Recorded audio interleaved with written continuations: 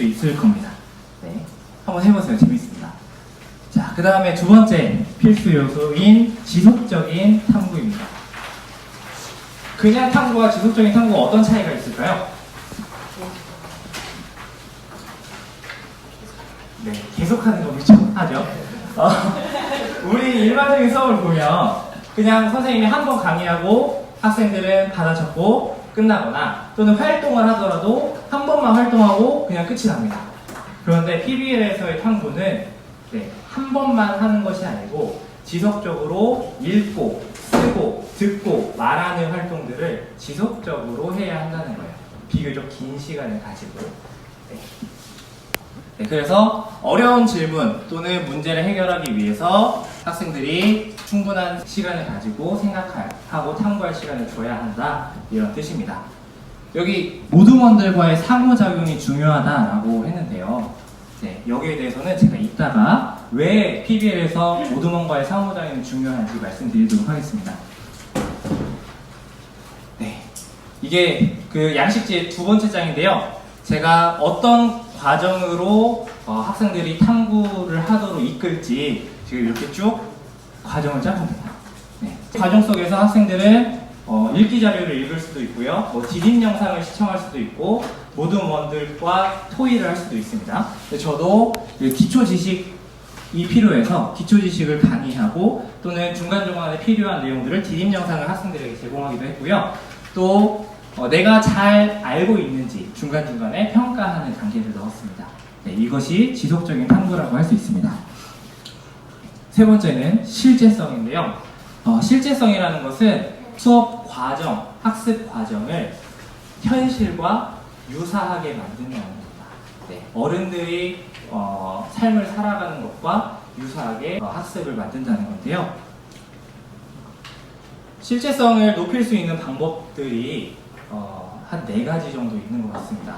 먼저 성인이 사용하는 도구를 사용하게 하고 또는 성인이 프로젝트를 하는 과정을 그대로 하는 겁니다. 예를 들어서 제가 1학기 때 학생들이 책을 출판하는 프로젝트를 했는데요. 그 프로젝트를 하면서 전문 작가가 책을 집필하고 출판하는 그 과정을 그대로 거의 유사하게 따르도록 했습니다. 두 번째는 학생들이 현재나 미래에 필요한 것들 또는 현재 관심을 가지고 있는 것들을 주제로 삼을 수 있는데요. 학생의 진로를 프로젝트의 주제로 삼거나 학생들이 좋아하는 방탄 오빠들을 주제로 삼아가지고 프로젝트를 진행할 수도 있습니다. 자, 세 번째는 교실의 상황 자체를 현실과 같게 만드는 건데, 제가 대방중학교에 있을 때 플라스틱 제로 프로젝트라는 수업을 했습니다. 학교의 플라스틱 쓰레기 문제를 같이 해결해보는 프로젝트였는데요. 교실을 그린피스와 같은 NGO 단체 사무실로 꾸몄습니다. 그래서 내가 그 NGO 단체의 일원이 돼서 프로젝트를 하는 그런 안내를 했고요. 네 번째는 자기들이 제작한 결과물이 실제로 세상에 영향을 줄 수 있도록 하는 겁니다. 김정은 선생님께서 마을 문제 해결하기 프로젝트를 하신 적이 있는데 그때 마을 문제를 찾고 그것을 해결할 수 있는 제안서를 면장님을 초청해서 면장님한테 제안을 했거든요. 그래서 실제 마을의 모습이 달라졌다고 해요.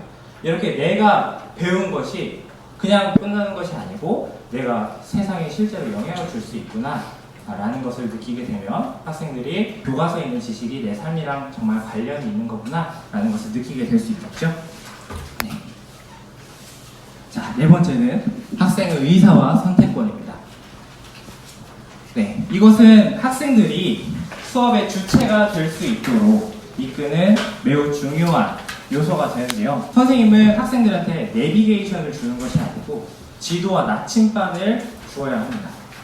어떤 문제가 있으면 문제를 해결하는 방법은 한 길만 있는 것이 아니고 너희가 여러 가지 길을 중에서 선택할 수 있다. 니네가 길을 그릴 수 있다. 이런 것을 알려주고 그것을 할 수 있는 경험을 부여해 줄 필요가 있는 거죠. 의사와 선택권을 어떻게 주냐? 저는 주로 3-4가지 정도 방법을 활용하는데요. 먼저 평가권을 학생들에게 일부분을 주는 겁니다. 그래서 학생들이 스스로 자기를 평가하고 내 친구들을 평가할 수 있도록 해주고요. 두 번째는 학생이 만든 질문으로 수업하는 것, 학생들이 알고 싶어하는 것으로 수업하는 것도 이렇게 학생의 의사와 선택권을 존중하는 것이라고 할 수 있겠습니다.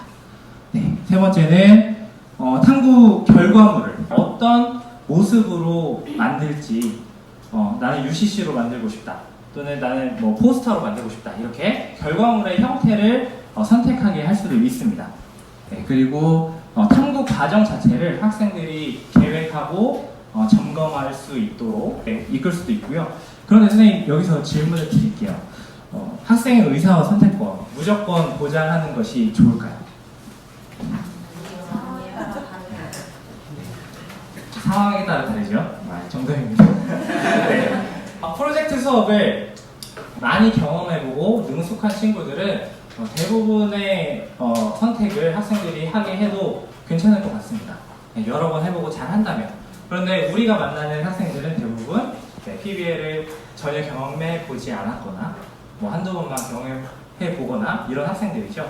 그렇기 때문에 무조건 학생들이 선택하고 한다고 해서 좋은 수업이 될 수는 없는 것 같습니다. 예를 들어서 모둠 활동에 대해서 지금 많이 질문해 주셨어요. 모둠을 어떻게 짤까?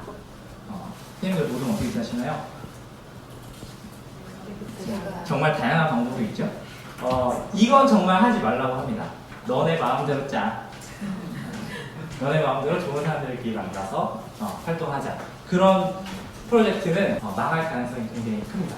저는 어떻게 하냐면 남학교의 소모임 중에서 중등국어 소모임 활동하시는 선생님들께서 만드신 건데요. 눈입손발 모둠이 있습니다. 학생들이 가지고 있는 재능에 따라서 자기의 재능을 검사하고 그 재능에 따라서 모이게 하는 거예요. 그래서 저도 지난주에 학생들이랑 모둠을 만들었는데요. 자기가 잘할 수 있는 역할 1순위, 2순위를 정하고 내가 그 역할을 맡는다면 어떻게 모둠에 기여할 수 있을지를 서술하게 했어요. 그래서 신청서를 받고 제가 그 신청서를 보고 역할별로 제가 구성했습니다. 이렇게 때에 따라서 학생의 의사와 선택권을 부여해 줄 수도 있고 또 선생님이 좀 더 개입할 수도 있다.